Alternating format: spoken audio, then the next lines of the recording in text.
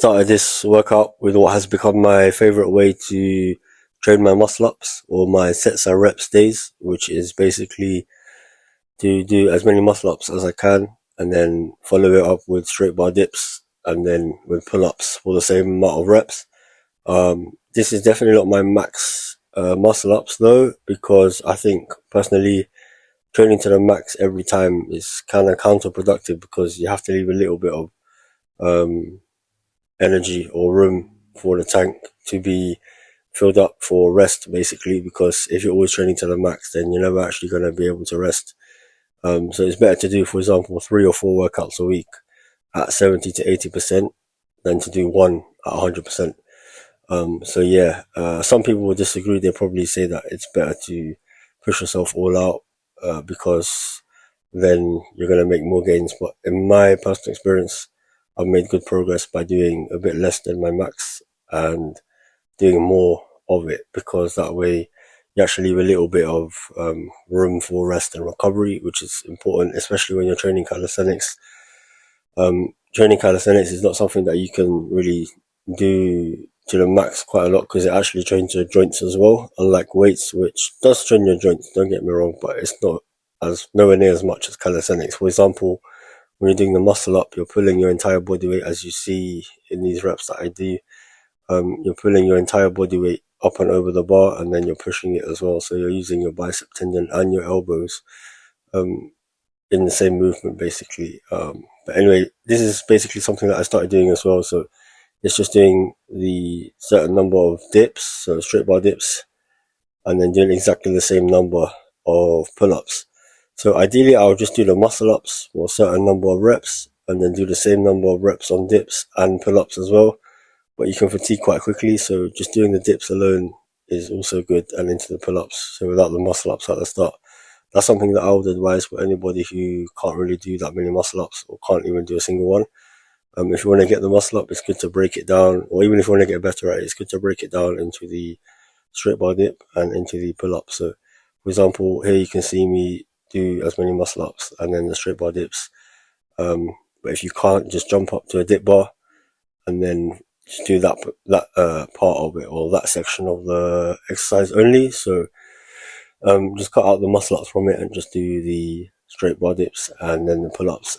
For anyone who doesn't know, that's called a superset. So a superset is basically when you do 2 exercises back to back without any rest in between. They work really well if you want to save time, because instead of doing the straight bar dips, resting, and then doing another set of straight bar dips, and so on and so forth, and then moving to the pull-ups, what I'm doing is I'm basically doing both the movements back to back. This specifically works for antagonistic muscle groups.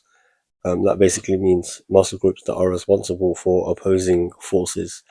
So in this example, which I'm going to explain, the straight bar dip, as you see me doing here, is working my chest, my triceps, and my shoulders, which are all pushing muscles. So I'm pushing the bar down to make my body come up, which is quite clear in the video. And then when I can't do enough of this push exercise, I'm going to go straight into a pull exercise, which is the pull-up. So from push here to pull, so I just worked my chest and triceps on the push. Now I'm working my back and biceps on the pull. So that's an example of antagonistic movements. So you're working the opposite back to back. And this is also really good if you want to get a good pump in the gym. But anyway, after that, I just, because my pull fatigues quicker than my push, I stopped doing the pull-ups and I just moved on to straight bar dips, straight bar dips, if that makes sense. So nothing else but straight bar dips. And to be honest, I think the straight bar dip is quite an underrated movement. A lot of people don't actually know how to do it correctly as well. That's another thing. And I would actually like to address that. So as somebody who's passionate about calisthenics, first of all, I think anybody watching this video should take into consideration that straight bar dips are actually a very good exercise. And it's not just something to do for fun, it's actually a really good chest builder as well. And the main thing I would like to get across is that people should understand and know that your lower chest should be coming to the bar on every rep, and you should lean forward at the bottom. As you can see here, I'm quite lean forward at the bottom, which is good. A lot of people do these to their abs, but that's a really shallow rep.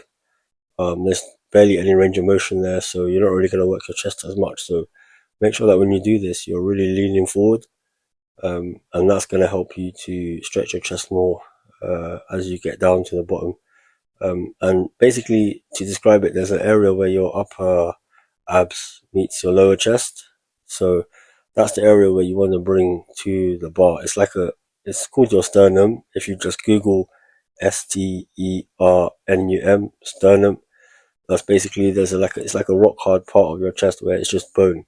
So that's basically that's the area that you want to bring down to the bar when you're doing straight bar dips. And the reason for that is simply because it's the sweet spot for where your chest will get maximum growth and maximum tension. If you put it a bit higher than this or lower, which most people do lower, you're just not going to target the chest as well. And that aside, it's also not going to target your muscle up as well either, because when you do the muscle up, as you come over the bar, that's the position that you're going to be thrown into. So if you pull and then you're at the top of the bar, you need to still dip out to complete the muscle up. So if you train this pushing part of it separately, you're going to get very good at looking at your reps. And yeah, pretty much all it takes is just separating the movement. So here's just straight bar dips. And actually, I forgot to mention, your legs is a very important thing as well. So with this one, as you can see, my legs are together. This is important because they act as like an anchor for me to push up against off. So yeah, that's pretty much straight bar dips. Anyway, moved on to some pull-ups. Again, as you can see, my legs are straight, fully straight. As you get stronger in calisthenics, it's important to realize that you need to clean up your form. So just because you can do it with bent legs or whatever doesn't mean that you mastered it. To master it, you really need to you just need to know that straightening your legs will make it a bit harder. But the form is definitely cleaner. As you can see here on the screen, these are pretty clean form pull-ups. So, but more importantly, the form itself, is going to be the amount of muscle development that you get from doing reps with clean form. So the point of clean form is not just to do it for the sake of it, it's actually to work the muscle through the full range of motion that it was designed to be worked in. So when you're doing clean form like this, the muscle is fully lengthening and contracting as much as possible. And with a bad form, for example, or a form that is not as clean as this, the muscle will never be as developed as it is when you do form like this. So just bear that in mind for the long term. If you start out calisthenics, don't worry about the form too much. Just try to make it as clean as you can, and over time you'll make it cleaner as you get stronger, which is also a good indicator, because if your form is getting cleaner, then it definitely means you're getting stronger. So they work hand in hand. So anyway, because this is a sets and reps day, I moved on from the pull-ups to now just the parallel bar dips.